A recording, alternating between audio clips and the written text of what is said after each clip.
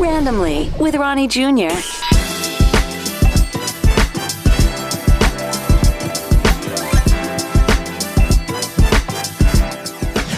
Hey, T. Lopez. How are you?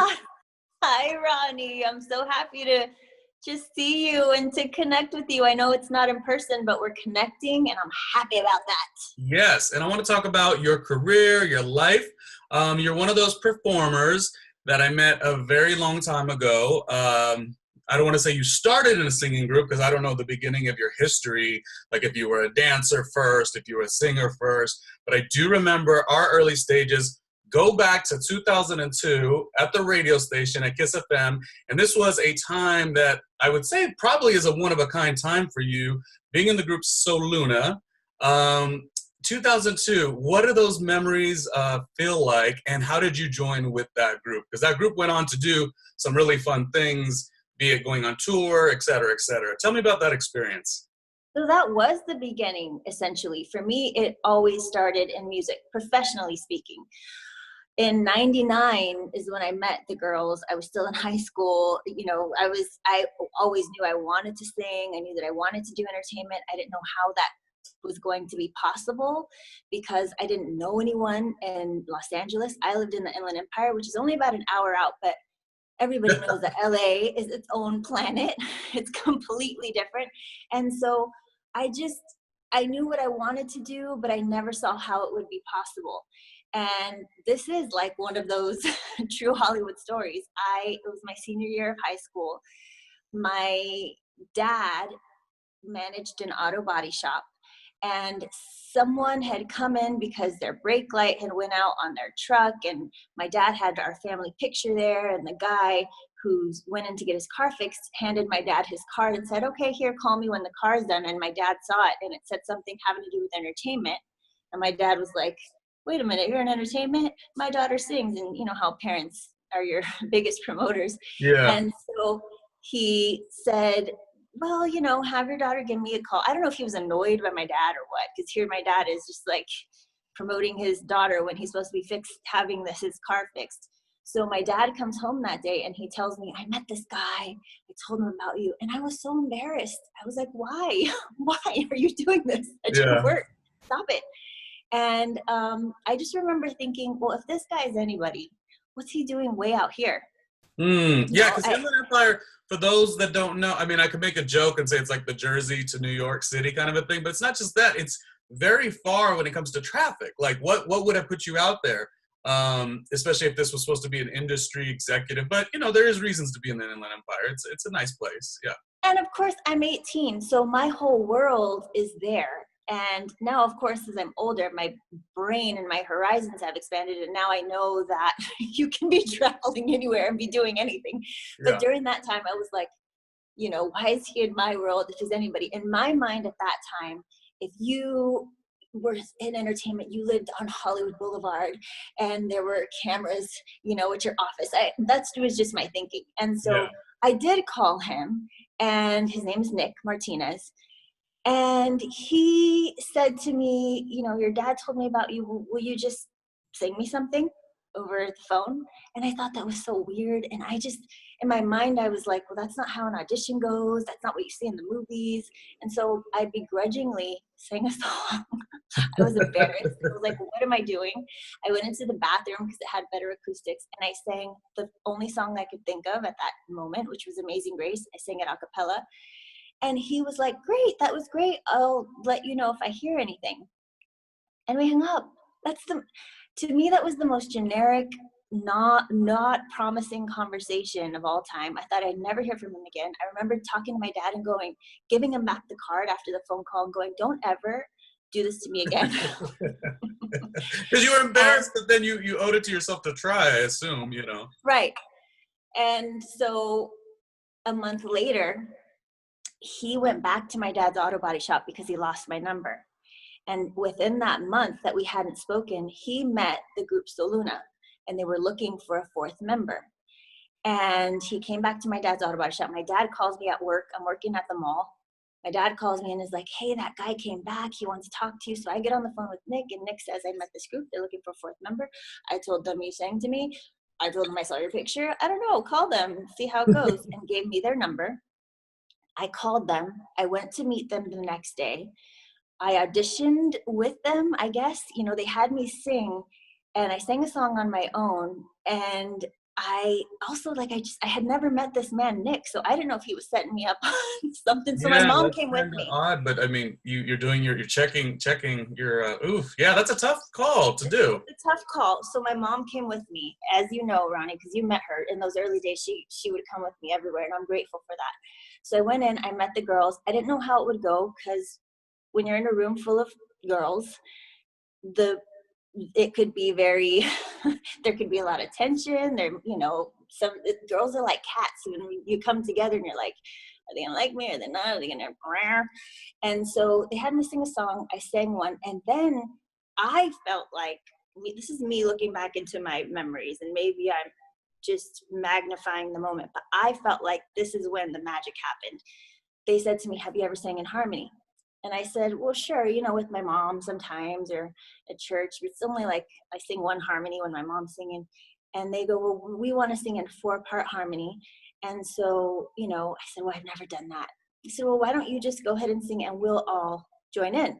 And so I started singing, and they all joined in with their 3 voices, and it locked. I mean, this is that No, movie that's part. nice. It locked Yeah. together, and it felt so magical. And I just remember thinking, it was overpowering, and it was overwhelming for me, because I had never done that before, and I had never even seen it in person. I saw Boys to Men do it on TV, but I had never actually experienced it, and it worked. But I left thinking, well, that felt magical to me, but I don't know if that's how it is with everyone, you know. So I left, and on the way home on the 10, I was on the 10 freeway. And on the way home, I got a page, because it was not cell phones yet. It was pagers. And they paged me. I pulled over at the pay phone. I called them back, and they said, we want you to meet our manager. And I was like, you have a manager? Because I just met them 3 in a room. I Yeah. was like, okay. So I come back to meet their manager the next day. Before we walk into their manager's office, they say to me, our manager, Suzanne DePass, do you know who that is? And I said, no. And, you know, they said, well, have you ever seen the Jackson 5 movie? And I love the Jackson 5 movie. And Vanessa Williams is in the movie, and she's the one who found the Jacksons and everything. And so they said, well, you know Vanessa Williams in the movie? I said, yeah. And they said, well, she plays Suzanne. They tell me this as I'm walking into her office. So now I'm sweating, I'm Now things nervous. feel very real, I would say. Now you want it. Now you're like this. You did one phone call, which felt like a fluke and a this and a. Now you're feeling like, okay, now I want it. I don't ever want to go back to the mall again. Right. And now I'm just shocked, because I'm like, were you guys tricking me? I met you in this tiny room. I had no idea this was your manager. So we go in, I meet Suzanne. She's amazing. I'm singing. I'm so nervous. The whole thing. But she saw us together. She heard us sing together. And this is the woman who found the Jackson 5 and who worked with Stevie Wonder, the beginning of Motown, all of that. And so just to have that acknowledgement at such a young age for me was not just a confidence boost, but it also just helped me to realize my own worth, I think. And so she said, okay, well, great, problem solved. Tomorrow we'll go meet with the label. And I was like, you guys have a label? See, What when is happening? when you say problem solved, what does that mean? Does that mean like they had 3 members and they were looking for a 4th? Like, is that what the problem was? Yes. Okay. And Suzanne is not only is she creative and just a creative force, but she is a businesswoman. She sees problem solved, $signs, let's do it. Right. Okay. And so she walked us in the next day to the record label. I had no idea they had a record label. And here we are. And it was just, it happened so fast. It happened all within a matter of a week, and my life was completely different. I mean, it went from that last week I was going to school, working at the mall, to now I've met a manager, a record label, and I'm signing a deal, and I never went back to work again. Aww. It was crazy. And it was just, I mean, I look back at those times going, I just kept following the next step. I didn't know what it was going to lead to, but I just kept following the next step, knowing what was in my heart and knowing what I wanted, and just sheer hoping that it would turn into something good. And it did, thank God. And that was my beginning of coming into the industry as a professional entertainer. What was it like with being, the 4 girls in a group? This is sort of, I don't want to use the word, but I guess I kind of have to. This is sort of like post the Latin explosion sound. So you think that had a reason to do why you 4 were selected and why it was the perfect timing also? So when the time that we got together was 99, 2000. So this was right smack dab in the middle of the Latin sound. So yes, very much, I think that was part of the goal. This was when Mark Anthony was crossing over, Shakira was doing English and Spanish, Jennifer Lopez, all of that, Ricky Martin, all of that was happening right then and there. And so there was definitely an emphasis on wanting to get bilingual songs written for us or for us to write them. We were all Latinas from different countries. My family's from Mexico. There was a Colombian, Puerto Rican, Chilean, and so those were all pluses in the eyes of our label. But I will say, even though that was the goal, I was shocked at how well we got along, because and I think that had to do with not just our culture, but the way that each of us grew up. Nobody grew up with a silver spoon in their mouth, and each one of us came up in our own version of the neighborhood, and so when we came together, it was like, hey, I want to do this, you want to do this. And we all grew up with siblings. I think that was another reason why we were all able to handle each other and be around all the time. You have a couple. Yes. And they're all talented. They are all of your siblings, do something quite interesting, and they bring a lot to the table as well. So yeah, and you must have been used to all girls. You must have been used to not pressure, but you used to dealing with girls, I guess. So used to dealing with girls. And so I will say that the scariest part for me was that I was the youngest. Yeah. And it seemed that like these girls had been doing it professionally for longer than I had. I had never sung on a professional mic before that time, before I joined the group. I'd never been on an airplane. I had never done any of that. And so I was thrown into it with girls who already knew how to do it and girls who were older than me. And it was really scary at that time, but it's probably the thing that helped me the most, because had I been left to my own devices and doing it on my own, maybe as a solo career, it would have taken me longer. I know that for me, being thrown into the mix with people who are already doing it, I have to catch up and I have to do it. And it was good for me because from there we literally recorded an album, went on tour, and everything, it happened so fast. Yeah. I just had to keep up. You always hear that like Shonda Rhimes story about the year of yes. So yeah, even though you're young, you got to say yes. Like you got to try it out. And then you know that you could take your career wherever it needs to go after, which I do want to talk about your solo stuff in a moment. But going back just even to Saluna, was there any like big highlights as far as like touring? I believe you guys were on tour with Enrique Iglesias. What are some of the big standout moments in that time? And how long did that run go for, Saluna? How long were they essentially together? So that year that I first met you, which was 2002, so that was now a couple of years after we had initially started the group. We had recorded, we were on tour. That was probably the biggest year of all for us and for me up until that point, because it was the year that our album had been finished. We started to learn to promote and perform together, and it was like boot camp. It was every day you're on a plane going to a different city. We were Mark Anthony's opening act. At the same time, we were Enrique Iglesias' opening act, and those are two separate world tours. So we jumped from one stadium to another stadium with these two ridiculously huge artists with fan bases across the world. And then we were on the radio tour. So that's where we went to Kiss FM. We saw you. We were on all these major radio stations, and we would go into the stations and we would fly. This was back in the day where not everything was done over email or virtually. So we would have to fly to the radio station, meet the program directors in person, play them our song, hope that they would play it, hang out in that city. And so it's just, for me, it was the most fun. Mm-hmm. I had ever had in my life. I was doing exactly what I wanted to do at such a young age, when 2 years prior, I didn't know how that was even going to be possible. I was opening for these acts that I had listened to all my life. It was surreal. And as much as I was trying to stay in the moment, it was so fast and it was so big for me at that time. I had never experienced, it wasn't like I had tried my hand at this entertainment thing for 10 years and finally I got my big break. No, it was immediate.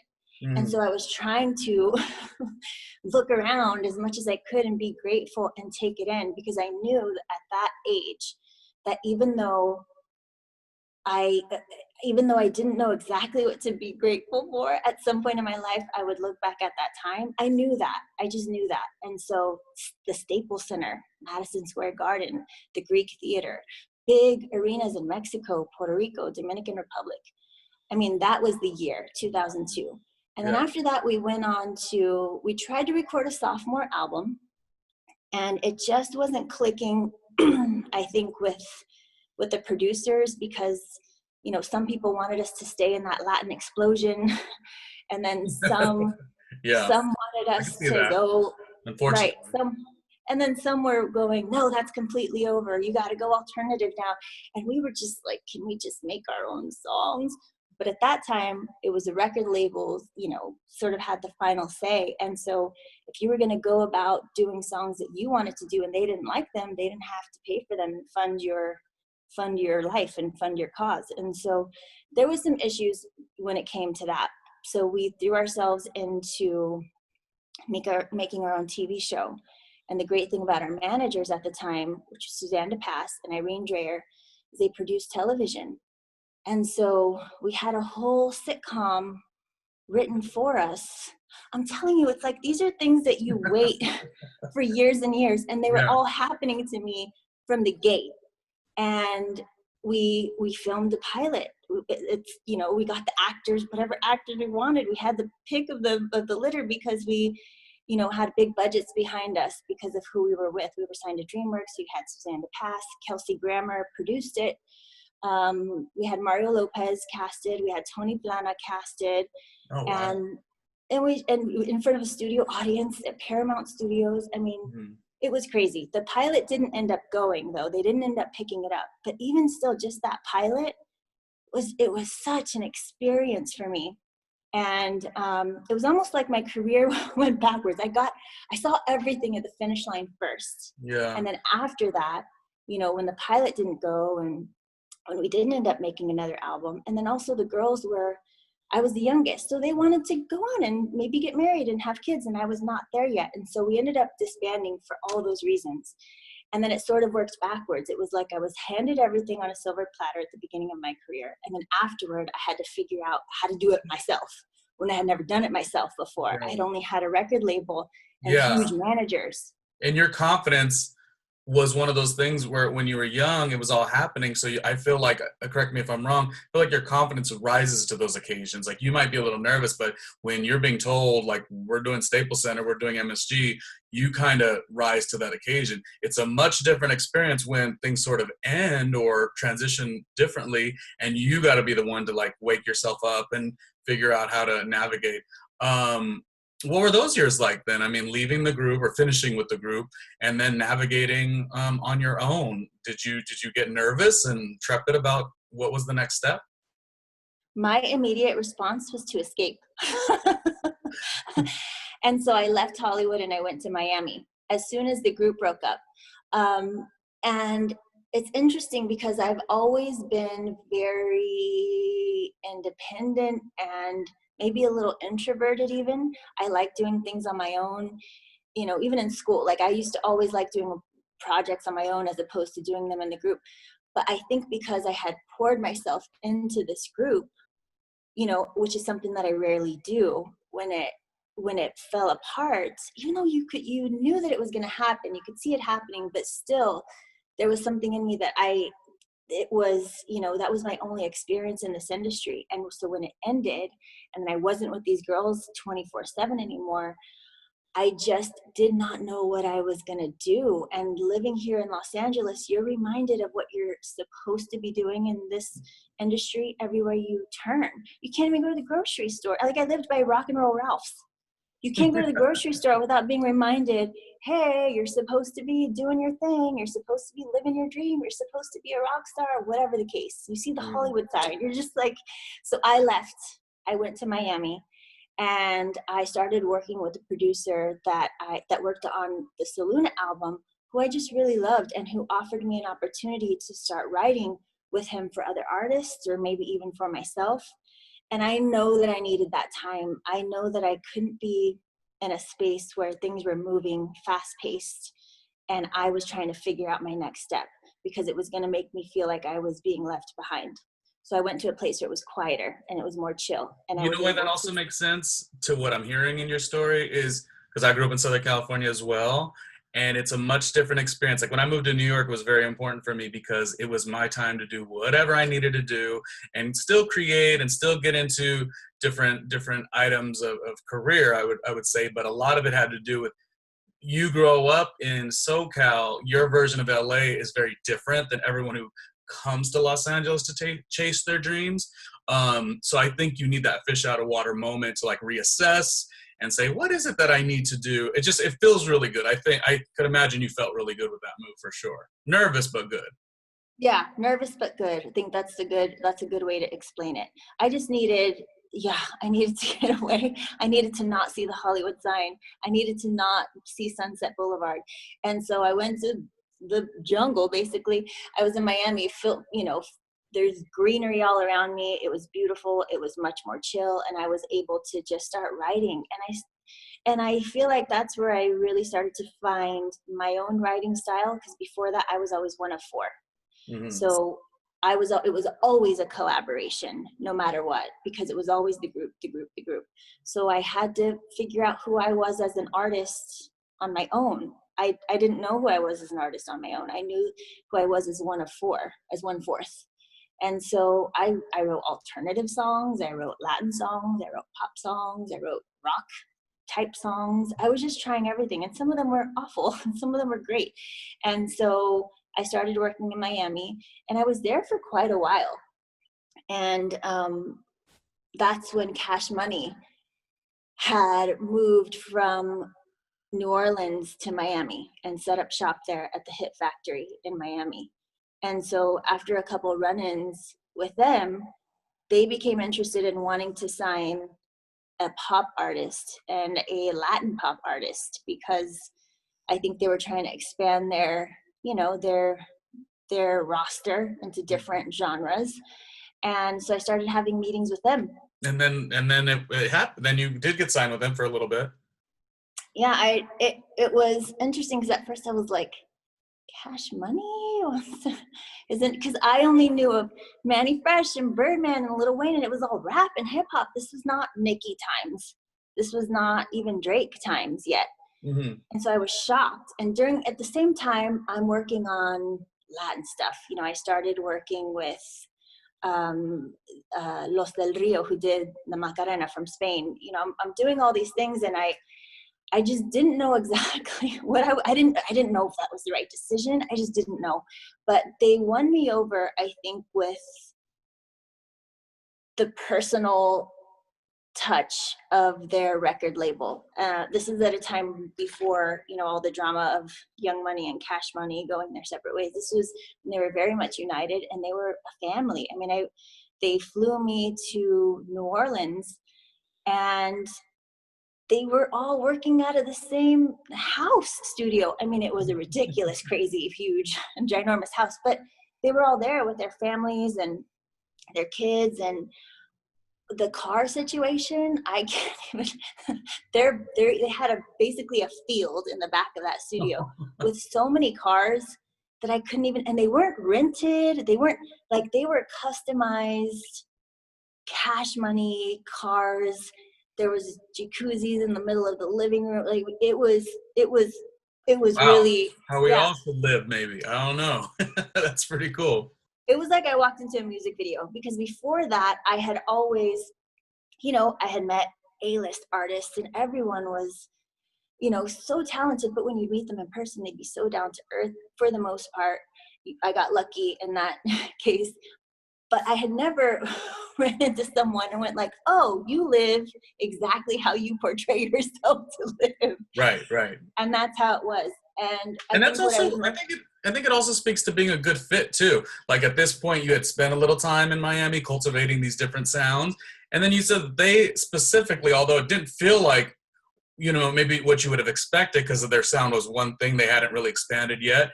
But like if they're saying they want a Latin pop kind of a vibe, you fit that role. So I think sometimes people forget the career is really about what the fit is. Sometimes it's not about you on the good and the bad. It's all about the right timing, and that seemed to be the right timing. What an experience that must have been.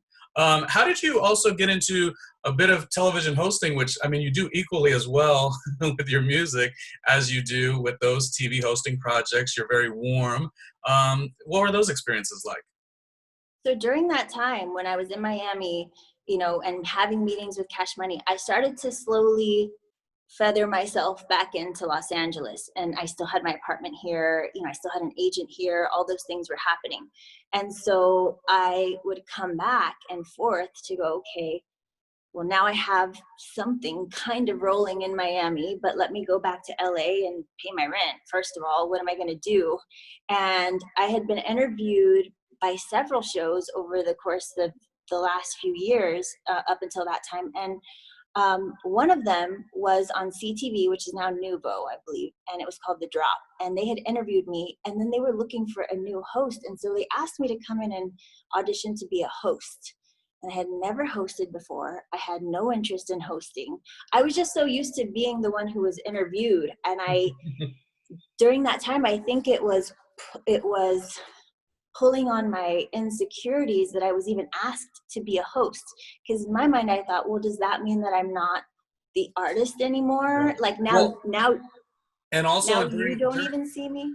During that time too, like people forget about the timing. Like a lot of artists really had to kind of stay in that artist lane. Now artists, I mean, they hawk everything, and you could have 17 different things, but that was a time where you would maybe have that trepidation, like, oh, does this devalue my artistry? I could see that. Yeah, it was either or at that time. You were either a singer, recording artist, or you were a host, or you were an actor, or, you were either, here's what it was. It was, you were either behind the scenes or you were in the limelight. Mm-hmm. And I felt like not only did I have the insecurity that I might be losing my career as a singer because I was in limbo, but also did these other people see it now too? And they wanted to just hire me as an employee, as a host to interview these big artists where I was just the one being interviewed, the month before. So it was playing on my insecurities a lot. And so when I went into that audition, I was set on bombing, to be honest. Half of me wanted to get it just for the sake of paying my rent. The other half of me was like, I'm just going to go in and they want me to be hosty, and I'm not going to be hosty because I'm not a host. Because in my mind, a host at that time was like Ron Burgundy. Oh my gosh. I was like, I'm not going to be a host. You watched that movie too many times. Yeah, you've probably felt like you were getting your whole personality, your charisma, and just taken away from you. That's probably what you felt, and that's why you were like, oh, I don't necessarily want to do it. But that place, though, CTV cultivated some really great talent, and everyone had such a point of view. So it was a perfect fit. It really, really was. Well, and when I went in, I just, in my own rebellion, said, I'm not going to be hosty. I'm just going to be myself. And it worked because that's what you're supposed to be doing. You're supposed to be authentic. That's what makes you a good host. It's the ones who are trying to be a host that come off really Ron Burgundy-ish. And so I went in thinking, I'm just going to rebel, and it ended up working for me. And when I got the job, I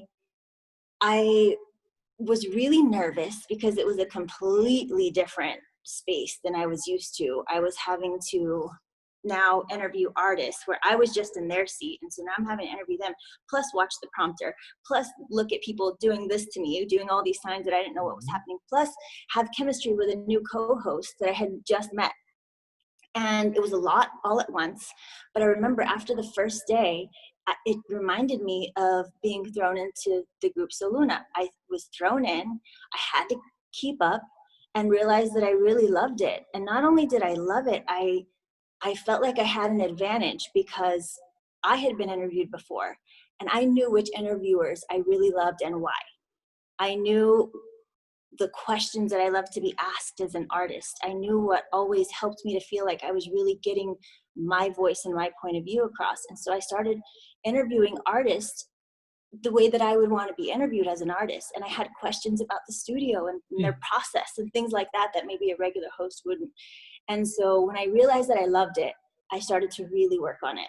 And I started to really work on my voice as a host, well, there was a uniqueness, and it's funny to think all these years later, because that was over 10 years ago. Oh yeah, it's over 15 years ago. Over 15, it's been a while. But it's funny to think about now that exact thing that you sort of not invented, but you made you valuable is something that a lot of people are doing now. When you think about like a Noriega podcast, like what makes him so special is him being able to speak to the artistry. Another one that I'm enjoying, and I don't necessarily always like people from other industries just coming into the host world. I don't always love it, but Tony Gonzalez, the former football player, I mean, I can listen to him every single day, and I'm not even a sports fan because it's that POV of tenacity, of passion, of sacrifice that rings through. So I think you were doing that so early on, and I think that CTV, which you said now turned to Nuvo TV, is such a great ground for all that stuff. So I'm glad it worked out. It really, really. I'm glad it worked out too. It started out as me not wanting the job into me really loving it and wanting to do more of it. So I made it a goal of mine, aside from working on the music. And, in this industry, depending on the year, one thing is popping off more for you than the other. And so some years I had to focus more on music because that's what was getting me out there. That's what was paying the bills. And that's what was just happening for me at that time. Maybe I was recording or maybe I was on tour. And then in the meantime, I could always come back to hosting, and I really loved it. And I just started to really work on it. Work on my interviewing, I started to write and produce a bit. And luckily there were people around me, especially on the Latin shows, that I felt like there was such a great opportunity to collaborate with them in making the end result something that I would want to see as a Latina living here in the United States. So it was a great opportunity for me. These concepts of these American Latino programming didn't always exist. So you got to sort of be the face of that. I mean, you being the nationwide host for Latin Nation. Oh, I lost you. Oh, there you go. Lost you for a second. No, those experiences were really being the face of that American Latino experience. You doing a nationwide show like Latin Nation, that was also the same thing. Like you got to lend your personality, but also usher in these really, really great stories. So that was, of course, a fun experience as well. What about transitioning to your greatest gift of all, motherhood? And what did that feel like as far as how you keep your career intact, but then also jump into motherhood? What is that even like? I have no idea. Talk to me about that. My first instinct was to hide it.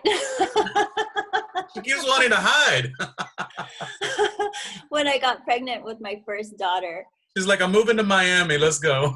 Exactly. It reminded me of that time. It reminded me of when the Soluna group broke up and I didn't know exactly what to do. So I was just like, I'm just going to go over here for a minute.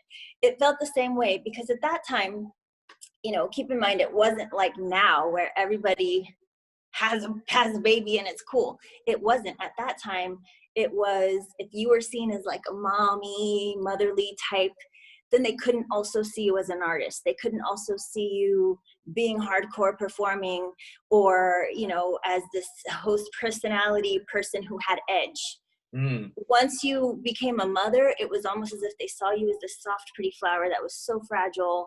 And my instinct at that time was that I didn't want to not get hired for gigs anymore. I didn't want people to see me as, this person who couldn't do it. Because at that time they did. They thought, well, if you have kids, go home with your kids. Raise your kids. Yeah, and you're almost as if you're not gonna have time for your appearance and being warm and social. When these days we look at like mothers, and this is not a great example per se, but we see like a Kylie Jenner, like she's still partying and then being a mother. That's a terrible example, but it gives a perspective of what is now sort of on the plate for people when they see mothers. Like, you could do whatever you want. But back then, no, that was a little bit of an aged thing, and maybe it would have felt like you had to take different roles. Maybe your music would have had to move more into adult contemporary. Right, exactly. And I was especially terrified because I had just signed a big contract with McDonald's to be the face of their in-store channel. So at the time, there was something called the M channel. And, you know, they had the McCafe at every McDonald's in the nation, and they were trying to set it up as, you know, sort of like a Starbucks. They had all these specialty coffee drinks, and they were going to have free Wi-Fi there. It was going to be a more family experience, a more coffee house type experience. And so they put up televisions in all the McDonald's, and they wanted original content for McDonald's about entertainment, about, you know, there were gossip shows, there were entertainment shows, there were music shows, there was all of that. And I had just signed the contract when I found out I was pregnant. So I called my husband, who at the time was out of town. He was DJing in Singapore. And I mean, this is our modern world. I called him and we Skyped, and I told him I was pregnant, and I just started bawling because I was like, I don't want things to change. I feel like everything's going to go away. And that night that I found out I was pregnant, I had to go to the big welcome launch party of McDonald's. And I just remember feeling like, oh, do I tell them? Am I hiding it? What am I doing? I just didn't know what to do. Luckily, though, the producers and everybody they were all on board. And I didn't even get very big until that channel and the show ended up, unfortunately, going away. So we never even made an announcement or anything like that. But I remember after that, just thinking, okay, well, now what do I do? Do I do music? Do I, you know, what will people hire me to do? And so even when I posted on social media, like, this is where my brain was. Even when I posted on social media, I didn't say anything. I didn't announce it. I didn't show anything but my face.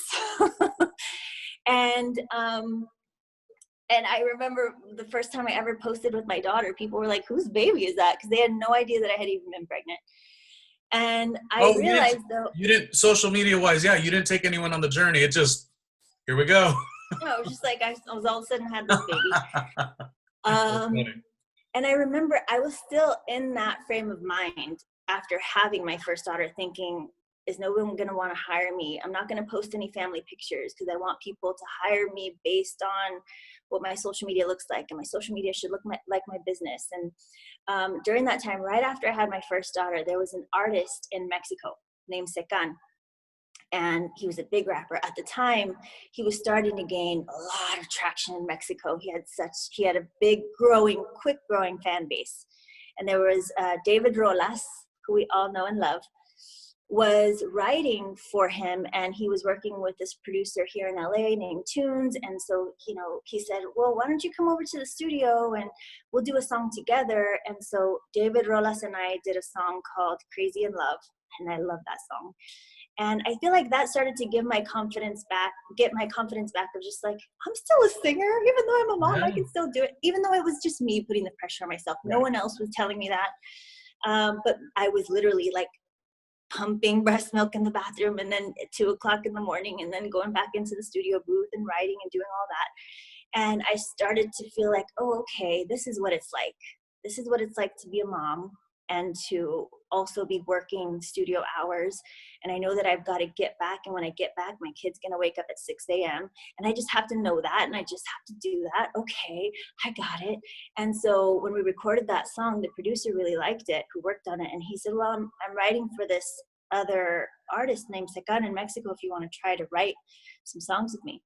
So I did. I wrote some hooks and some melodies for this rapper. We sent him over to him. They loved it. They sent me back. And so in my mind, of course, because I'm a mommy now, I'm thinking, well, they don't want me to actually, you know, I'll write this out, and whoever they choose to sing it, that'll be great. You know, I get the publishing. Awesome. That's more money for me. And he calls and he's like, so I love the song. We're going to do it. Like, great. So when can you come to Mexico? And I'm like, you want me to also sing it? And I was surprised at that. But they did. I went to Mexico, and it felt so good. It was just like, I'm still me. People still recognize my talent. You know, I should recognize my own talent and stop devaluing myself. And from then on, it was on. My You're like, next pregnancy, I could do anything. I could Yeah. do anything. No restrictions. My next pregnancy, I worked throughout I was on tour this big with my youngest daughter at the hip hop shows, singing songs in Mexico. By this time, Secan was huge. And, you know, the songs that I had written for him here would go to Mexico and get ridiculously viewed on YouTube. I mean, millions of views. And so I'd get there and I'd be out to here with my baby and people would be singing every word of the songs that I had written. And it was such a great feeling because I don't think that I had that feeling since back in 2002. Wow. And now this was 2016-ish. And so I feel like after that time, being a mom, knowing how much work went into being a mom and also how much work went into continuing on in this business and constantly having to pivot, constantly having to reinvent myself. I just, at one point you stop and you go, wait a minute. I'm good at this and I'm good at working hard and I'm also a mom, and it's like I'm gonna just take a hold of the fact that I pretty much have superpowers right now. Yes, and I'm gonna continue on. I think we get so nervous and then we have to back up and remind ourselves of our resiliency in other situations. You know, I do that a lot too. You know, I tell myself I can't do this. You know, even when I moved to New York City, I moved, and I hate to say it because gosh darn, it was tough, but I did $1 in a dream. Like, who does that at 30 years old? It was such a moronic move, but maybe it wasn't, you know. The bank account still screams sometimes. But then when we think about the resilience of how all of a sudden I turned that dollar in a dream moment into some really great New York City experiences, like that's cool. Can I talk real quick about how you doing this stuff with the music and getting this new lease on it, and you're a mother, you probably spoke to relatability with other mothers though. I think maybe people saw in you, or did that experience not really happen yet? Was relatability not really something you even channeled yet? I think when I was very pregnant with my second daughter and was on tour and went on stage and like, you know, dancing and everything. I think at the beginning I would go on and I'd be face forward singing. And then if I were to happen to, you know, like go to the side, and I was huge and you could hear the crowd, you're like, oh, and then Spanish, and like, you know, they were shocked that I was pregnant. And then afterward I'd go to the meet and greets and they were all, it just wasn't even a thing. It wasn't an issue. Cool. They just thought it was amazing. It was cute that it was cute belly. It was amazing that I was having a baby, and they were shocked to find out that I had another one at home. And from then on, I started not just, I don't think I put my full focus back on music. For me, it was as if when music strikes, I will be there. I will be present. I will let it come out when it needs to. And my husband at the time had started a new group. So my husband, his name is DJ Hapa. He's a DJ. He also has built DJ schools across the country. And at the time he had built his own group. This is, between our first and second daughter, and started to do a lot of tropical house. And then, of course, we live together. So he's like, hey, we need a female vocal. If you want to, are you interested? Is it something that you feel like you want to lend your voice to or not, or what? And so we started working a lot together, which is so crazy because we've been together all this time and we would never work together. I was going to ask that. Yeah, because I've only met him about one time at an event. I think it was somewhere in Hollywood. But you guys always move so quickly, each of you, but you were never a movement together. We tried at the beginning of our relationship and then quickly decided to never do it again. I mean, we tried a few times, but at that time, we weren't parents yet. So each of us had very strong ideas about what our individual careers were, because we had built up careers before we even met each other. And then when we were together for even no matter how long, it was still, I do my thing and he does his thing, and we would try to work together, but it was just always such a bad idea because whenever he makes music and he walks into the studio, he's the boss. And whenever I walk into the studio and I make music, I'm the boss. So as you can imagine, we clashed a lot and there was egos involved in all of that. But I think that magical thing happened when we had our first daughter is we're all on the same team. And all this money and these gigs and all this goes into the same little mouth. We're feeding the same little mouth. And so the egos just instantly went away. And even if it was for his project, and it was something that wasn't necessarily something I had thought about doing before, but they needed a voice to lend. Like, I was happy to do it. There was no, well, that's not my vibe. And there was none of that. And that instantly happened after we had kids. And same with him. Then you'd see him coming to my shows, bringing my headshots for me to sign and being in the background DJing. He is not a background DJ, I'll tell you that. But he was happily, it's just that thing, that pivot, that shift in our family dynamic, and it just happened. So after that, we started to have a really fun time doing music together. And then it became essential because now we're a family.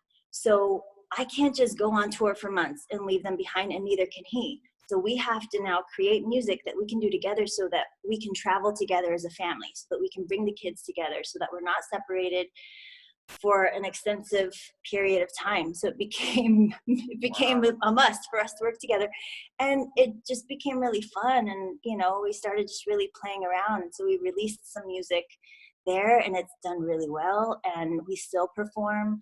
When we perform, it's him and his rig, a percussionist, horn players, and me. And it's a big party. It's awesome. And we go everywhere. We go to London, Spain, France, and it's a good time. And we bring the girls, which is even better. Oh, your daughters. I like that that's been the moment, and it's kind of been something that took a little bit of a while to get to. So that's an accomplishment itself. I wanted to go back to one quick thing. You said when you were pregnant initially, it was sort of a hiding moment. Do you think that's sometimes not just the industry pressure, but it's also, motherhood is an interesting thing, and, sometimes, mothers don't necessarily put it out there just because of whatever risks could happen with the pregnancy. Do you think stuff like that plays an impact also as to maybe why you hid this moment? For the first pregnancy, it wasn't about that at all. It was very much me feeling like no one will look at me the same, and I have to be about my business. And of course, again, this was at a time when not everyone was showing off their motherhood journey. It was either or. You were either a mama or you were an edgy artist. And at the time, I didn't feel like there was any in between. I think things had changed by the time I had my second daughter. And I think once I had realized and reclaimed my power, so to speak, I was all about it. I was all about that life. And then after I had my second daughter, she was still very young. My husband was over at Dash Radio, and they kept asking me to come in and do a Latin music show. And I thought about it, and I think as much as I was still doing music, that's not where my headspace was. It was very much in the mommy world, even though I hated to admit it to myself. And so during that time, I still felt, even though I was much more comfortable sharing about my motherhood, whether it was on social media or what have you, in conversations, I still felt like I just was exhausted from feeling like I had two different lives. A good example was either my post on Instagram was me on stage with all the lights, or it was me in a garden with my babies. There was no in between. And I still felt that, even though I was comfortable sharing both at that point, it was still very separate. And so in my mind, I thought, well, what can I do to bring these worlds together for my own mental sanity? And there were no mom podcasts at the time. There were no mom shows. I know that sounds crazy to people right now because now everybody has one. But I remember thinking, well, they want me to do something at Dash. And I asked my husband, it's like, do you think I could have a mom show? Is that weird? To me, it sounded stupid. And I expected him to come back at me and go, I don't know if people are ready for that yet. There was only one other podcast. I researched, I looked. There was only one that I could find. And none of them were on live radio. And none of them were, interview based. And I just was just very hesitant. But I respect my husband's opinion, and he always tells me the truth. He'll tell me if something sounds whack. And he was like, that's a great idea. I think you should pitch it. I think we should just put it together right now. And I was like, oh, okay. Well, my husband's a cool guy, and he's a DJ, and he thinks it's cool. So maybe it's cool. And so I put together a show called Mom Life Yo. Mom Life Yo. Okay. Yeah. Early on, like you said, there was only one other mom show you could kind of find, and certainly cool, young, hip moms, I guess, And the ones that I could find, it was very, it was at the beginning of when podcasts were becoming a thing. And so it was very linear and sort of monotone. And that's not what I do. I come from TV. There are segments, on radio, there are segments, there's games, there's music, there's all of that. And that's what I'm used to. And so I thought, why not marry that with a motherhood story? And I didn't feel like an expert at motherhood by any means. So I said, well, I'll interview people. And that way the expert pressure is not on me. I'm not the one preaching to you about how to be a good mom or sharing my story. It'll be other people coming on and I'm asking them questions. Also, I'm curious and I need to know answers. So they would come on, and we had moms, we had CEO moms of companies, we had moms who had gone through tough journeys with IVF or postpartum depression. We had moms who were just starting their own brands. It was such an exciting time, and we went live. And I love the energy of live because just anything can happen. And so, moms might have been cussing up a storm, or a baby might be crying in the studio, and it was fine. And then we'd cut to a break and we'd play a song that had to do with the theme of what was happening there, a popular song from popular artists. And it was so everything that I loved all in one show. And it went on to do really well. From there, a lot of brands started wanting to be involved. And that was such an interesting moment for me too, because as an artist, as a music artist, or even as a television, host person, you're always going like, please see me and like my stuff and collaborate with me and pay me money. But when it came to the mom space, and when you had a voice that spoke to other moms, because moms are the biggest consumers, the mom is who decides what cleaning supplies come into the house, who we're voting for, all of these things is usually the mom's deciding, right? And so brands came knocking, and they were like, what do you need? What free stuff? How will you please shout us out and we'll pay you this? Or can I come on your show? And I was like, what is happening? It was such a shift. And I felt like I had stumbled upon gold. Not that I was doing it for that reason. I was just wanting to be creative again and also bring my motherhood journey into it. But that door flew completely open. Then there were all these events and conferences for moms, and I was at the very beginning of it, of that time. And so I would come in and go, well, like, I have a mom show and it's live on air and we have 200,000 listeners a week, and and they were eating it up. And so I made all these great relationships with brands that then I was able to sift out and weed out the ones that weren't necessarily resonating with me and my journey, but the ones that I really wanted. And I'm just like, when was the last time I was able to do this? Because usually as an artist, you're like, I'll take it all. As you said a second ago, like when you work on those other projects, your hands are out. Like, please, you're inquiring if somebody will work with you or, seek your talents and take it to the next level together collaboratively. This was different. This was finding that voice. This is all about career reinvention, which I love. I think that's fantastic. I mean, I know you through Saluna, through the TV hosting, through the solo artistry, and now finding a new voice is so fantastic. And I know that's one of many new voices you'll find along your journey. When we talk about careers, is there somebody you look up to who's sort of been a role model in the entertainment industry that you look to as a guidance because you like the way they've carried themselves, maybe the way they've reinvented, et cetera? Do you have anyone that you look to in that regard?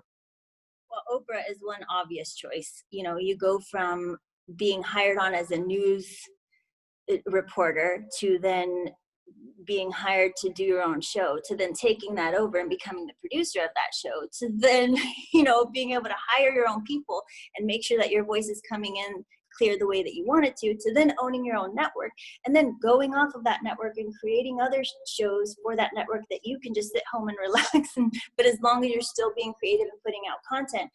And, now in this time, I'll see specials pop up from her. It's like, she works when she wants to. She works when there's something important to be said, I think.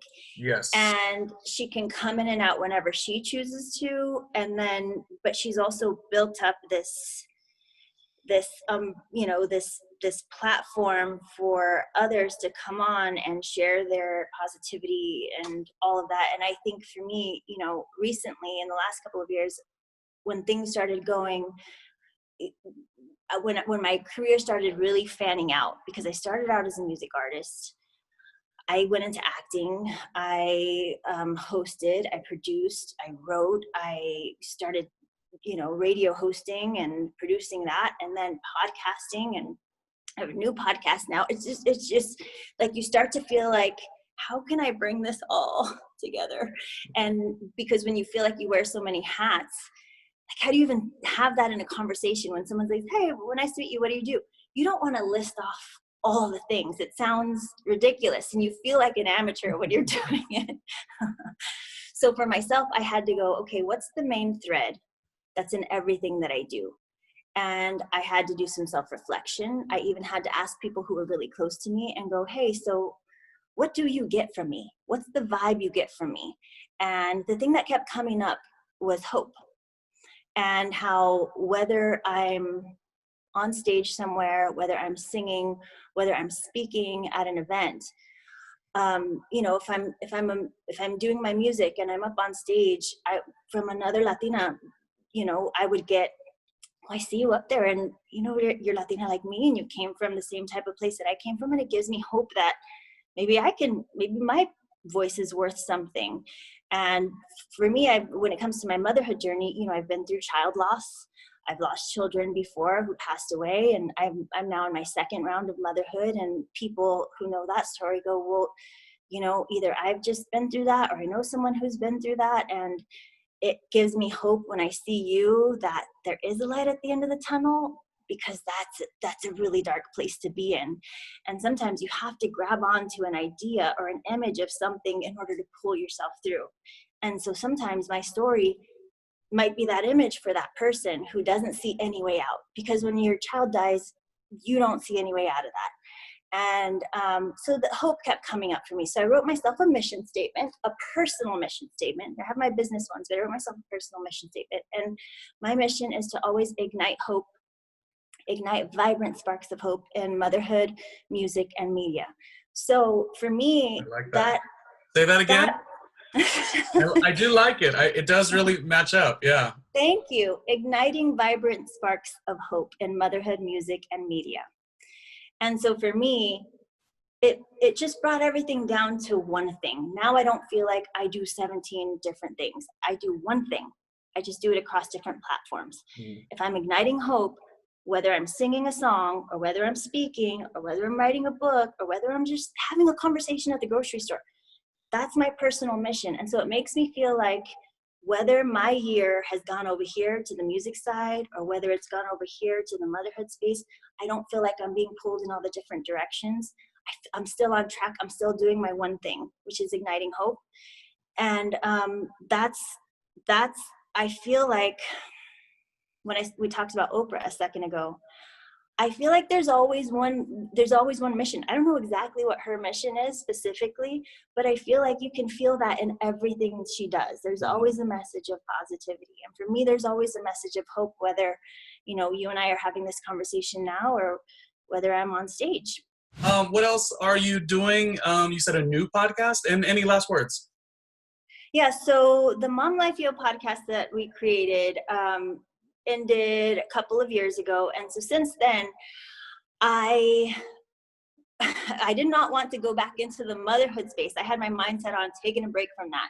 But it just, when something starts to come up, it just starts to come up. But interestingly, it wasn't only about motherhood. When these new puzzle pieces started floating around in my mind, it was about me going, okay, I've interviewed people for how many years now? I've interviewed how many moms?